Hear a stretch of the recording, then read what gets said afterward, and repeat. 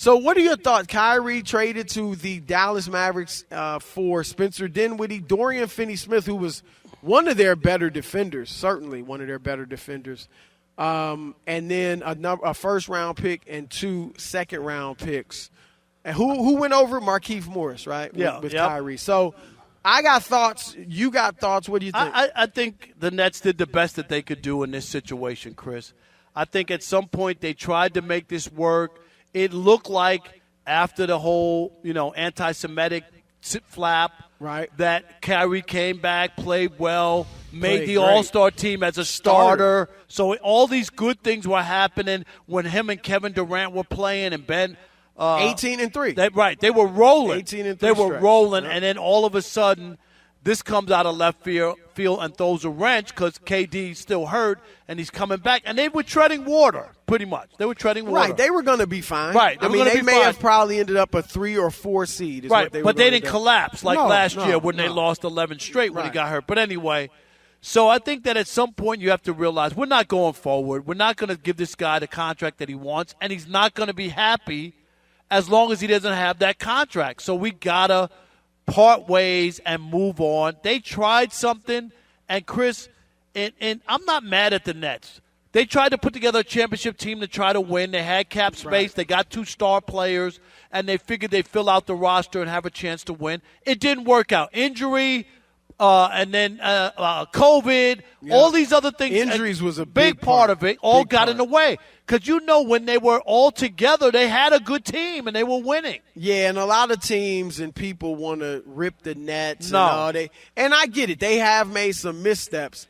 But every team, if Kevin Durant calls you and it's like Kyrie and I want to come to your team, don't tell me you wouldn't do it. Every team is doing that. I know. Every single team. And then we're going to bring James Harden eventually. No, I'm with you. Every team is doing that. I think it's easy to say that. And the same thing, and that series against Milwaukee, don't tell me that if Harden was healthy and Kyrie got hurt in game 2, right, missed the rest of the series, and then Kevin Durant almost on his own, Chris, got you to game 7 Absolutely. And stepped on the line and got a 2 instead of a 3 that would have won the game. Yep. Milwaukee wouldn't have won a championship if it was about 3 inches. And maybe the Nets could have won. There's no doubt. So, look, Kyrie obviously with the distractions, with the absences, with the anti-vax stance, that was an issue. But injuries were huge, too, and never forget that. But my take, Rob, is Kyrie, you're in the same exact position in Dallas that you were in Brooklyn, except you're not at home where you say you want to be. You're not playing for the team that you wanted to play for all your life growing up. Your family, which is in Jersey, is not going to be at all your home games, presumably. Right. So, and you're not playing with one of your best friends anymore, who was a better basketball fit than Luka Doncic. I'm not saying it can't work with Luka, but Kevin Durant is a more seamless fit with Kyrie Irving, no doubt, than Luka Doncic. You also were on a better basketball team because they were much better defensively. And like I said, you had a little chemistry that you developed over the season, and Durant was a better fit. But the other thing is this, Rob.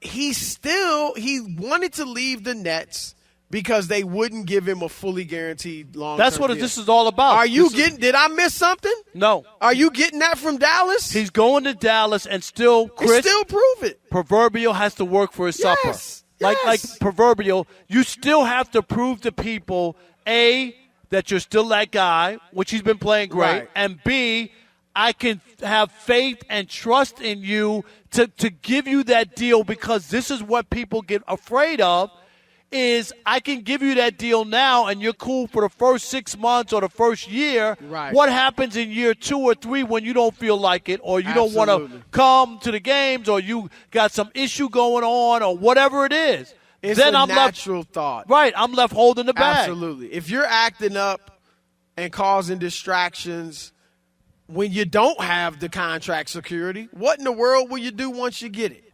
And so Kyrie went.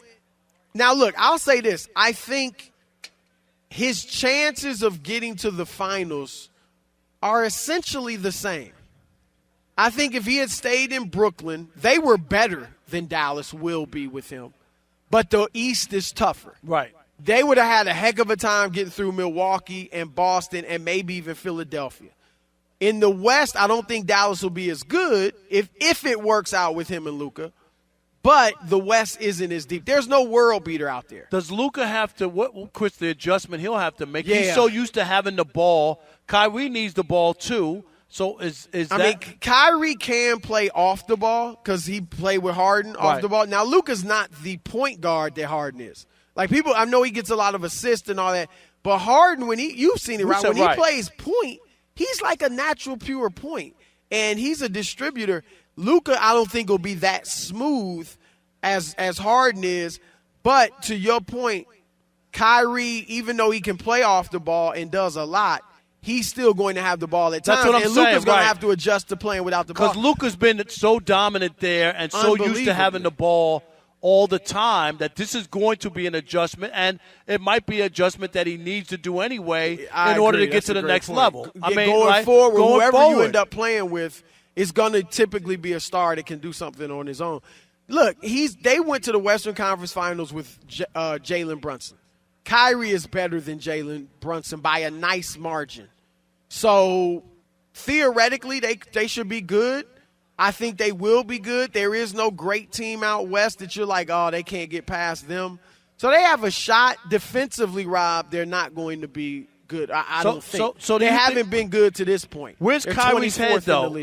What do you think? Well, like there's no deal there, and he's going to Dallas, and still he's in the same, you just said it, the same exact scenario.